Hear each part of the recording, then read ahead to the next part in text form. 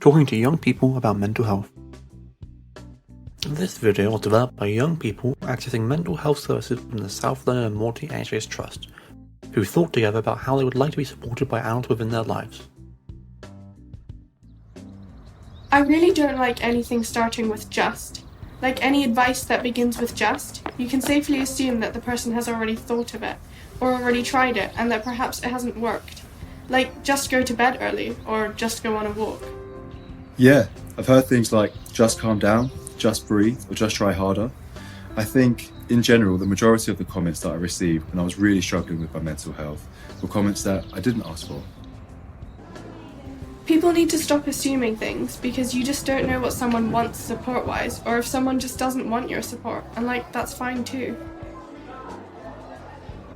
It really annoys me when people say, oh my god, how do you live with that? I appreciate people acknowledging how difficult it is, but it's not like I have a choice, and things like that can make me feel worse. Yeah, I feel like a lot of people, especially adults, will actually educate themselves a little bit on mental health, which is really great. But I wish they would remember that it's so different for everyone, and it's so important to really listen to someone to understand what's going on for them. People basically see depression equals sad, anxiety equals worried, and worried is natural because you have exams and nothing more than that. Yeah, when I tell people I have OCD and they say, oh, I'm like that, because they're organised, it's not sort of done intentionally, it's done to relate, but it all ends up feeling a bit insulting. Or they try and relate by telling you about someone they know with the same diagnosis. But that doesn't tell them anything about me because I'm not my diagnosis. Yeah, people might have the same diagnosis but be going through completely different experiences. Not everyone fits in a box. Another thing is when I ask people to leave me alone, like teachers at school, and they don't, I feel unheard in a way.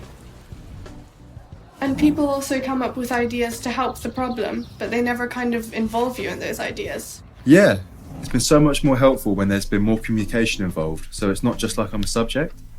I'm actually involved in the conversation, and also to respect my privacy when I do tell people things. And validation is so important, even saying, I don't fully understand what you're going through, because I haven't been through that, but I can see that it's really difficult for you. I think, long term, the most important thing is just listening to people, because everyone is so different. Here are some helpful things to remember. Take time to listen. Try not to make assumptions. Everyone is different. I'm more than a diagnosis.